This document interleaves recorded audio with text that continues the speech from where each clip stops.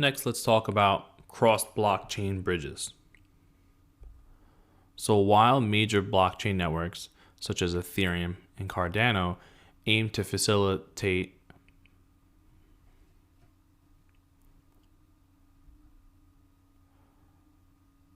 Next, let's talk about cross-blockchain bridges.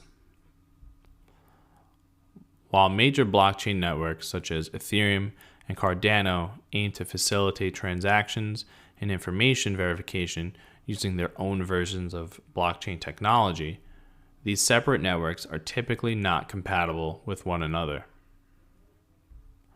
Information is not easily shared and transferred without an intermediary, such as an oracle. Some projects aim to create cross-chain bridges, which are essentially digital pathways to bridge the gap and facilitate the transfer of information between these ecosystems more easily. Some examples of cross-blockchain bridges are Polkadot. Polkadot is one of the largest projects working to create a cross-chain bridge. Its goal is to build a blockchain of blockchains, so to speak, where any and all blockchain networks can be connected and bridged through the Polkadot network.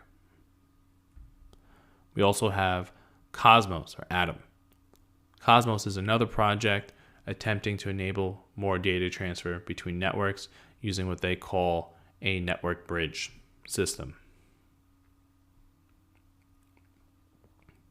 So let's take a deeper look into how these blockchains are going about these efforts. So here's an example of how Polkadot works. This is actually from their white paper, and this is a schematic of how their network essentially operates, where the main chain acts as a relay chain, and essentially other blockchains can essentially dock and connect to this main chain essentially by facilitating transfer of information, where let's say Ethereum is connected to Polkadot and maybe information needs to be sent to Solana over here. Essentially now Polkadot can act as that intermediary, as that bridge where information can be relayed to the bridge into the other blockchain without any impediments. Taking a deeper look at Polkadot, here's an overview of their ecosystem. They're still building. It was only released, I believe, in 2020 as far as their mainnet launch. And their ecosystem is growing quickly, and it is beginning to start to rival Ethereum. It's not quite as developed, but is still growing. And several categories such as asset management and wallets, validators, forums and explorers, oracle systems, lending and other protocols are still in progress and will continue to come and grow as time goes on. So here we see an image between two chains. Essentially, Polkadot and Cosmos will act as a bridge between these two chains, where let's say here's the Bitcoin blockchain and the Ethereum blockchain is here in chain B. Essentially, these blockchains can be thought as islands or different ecosystems, and information can't necessarily be easily transferred between them. These up-and-coming blockchains will essentially serve as these interconnectivity blockchains and promote greater use between these different systems. Next up, let's talk about scaling solutions, sidechains, and layer 2. So as a blockchain sees increased network activity, this could be increased transactions and use. It can suffer from network congestion and scaling difficulties. Layer 2 scaling solutions refer to a secondary chain that can help alleviate network congestion and improve transaction speed. Some examples of blockchain scaling solutions are Polygon, the OMG network, the Loom network, and Scale. So here are some examples of how the scaling solutions actually work. So focusing on the center, here we have our main chain. This could be Ethereum, maybe Solana, Cardano, and these main chains can be deemed secure and serve general purposes. Now, if they become overloaded and too many people are using them, they can become slow, where transactions are slower or possibly fees go up because so many people are using it and the transaction confirmation times are overloaded. Side chains essentially act as a bridge to kind of offload some of those transactions to help accommodate the main chain. So here we see our side chain here on the left, and essentially a two-way bridge where information can be sent, transaction information, other applications and whatnot. Information can essentially be sent from this two-way bridge off the main chain to the side chain. They can be processed, and essentially that processed information can be sent back to the main chain. Now, the benefits of the side chain is that it has its own consensus mechanism, meaning that it's not waiting for all the nodes on the main chain to approve the transaction. It has its own approval mechanism. It's great for a general purpose. Now, along with that, it's also much faster. It can be deemed much faster than the main chain. Now, one of the potential negatives is that it has its own security model. So it's best to make sure that the side chain that's used is proven and is valid, as it technically is its own chain operating within the main chain. ZK rollups offer similar capabilities where data is periodically saved on a separate chain.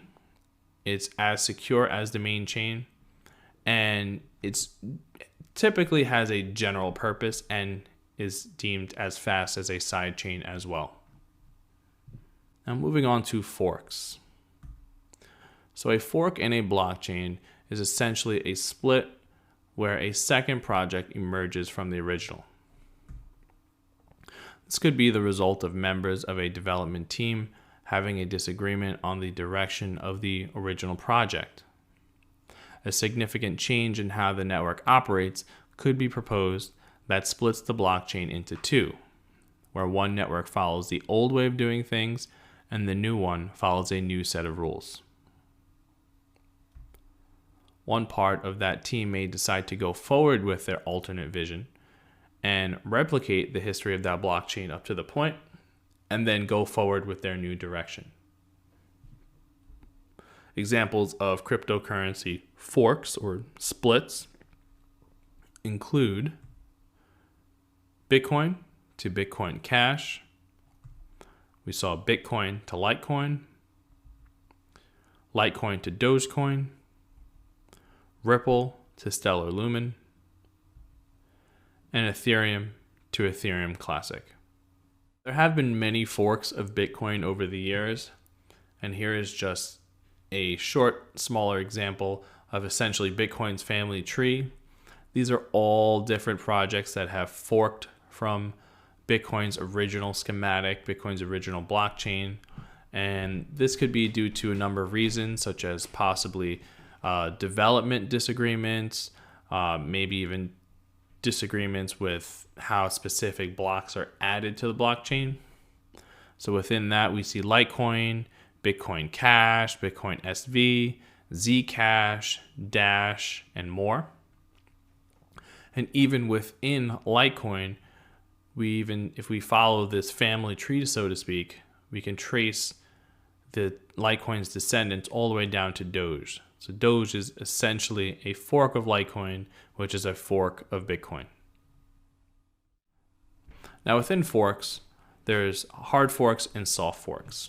So a soft fork essentially could be a disagreement with the size of blocks added to a blockchain, where let's say previously there were 2 megabytes per block added to each block on the blockchain, and perhaps certain validators, certain nodes only wanted to start adding 1 megabyte blocks, so smaller blocks. That way they can add them faster, or so on. Essentially, this could lead to a soft fork, which essentially allows that these nodes or these validators operating under this new protocol, where they're going to add smaller blocks, can still interact with the main chain, and there isn't necessarily a disagreement. It's just different, essentially a different protocol on how consensus is met, how data is added to the blockchain. It's not a full-on disagreement that the project is split in half. Now, a full-on disagreement would be a hard fork, where essentially the original blockchain and these non-upgraded node blocks would follow the old protocol rule. So let's say the original blockchain would follow maybe a 2 megabyte limit per block. And then the new protocol in a hard fork could essentially lead to maybe those blocks only following a 1 megabyte per block protocol rule. So there is no interconnectivity between these two chains. They can't communicate or agree on these new protocol rules. So essentially one grouping of blocks of nodes follows one protocol rule set, and the other grouping of nodes follows a completely different protocol rule set. Moving on to file storage and file sharing coins. So certain cryptocurrency projects aim to revolutionize digital data storage and file sharing through the use of decentralized blockchain technology. The decentralization of data storage can allow for cheaper storage rates for all and more efficient data transfers across the globe. Some examples of these kinds of coins are Filecoin, BitTorrent, Storage, Siacoin, and the Ocean Protocol. So here's an example of how Filecoin works. So essentially, we have our user here, and the user pays a miner to store their file. So instead of using maybe a Google Drive to store your pictures, you want to use a decentralized protocol such as Filecoin. So the miner will publicly commit their informational services or their storage, their processors, by using Filecoin's blockchain to store the data on their servers. The Filecoin network will constantly verify that the miners are storing the files correctly, that they're not tampering with anything or maybe going into it. And the user will pay the miner to retrieve their file back again. Essentially, instead of mining graphics cards or ASICs like you would in a Bitcoin mining procedure, you essentially could use data storage to mine storage data.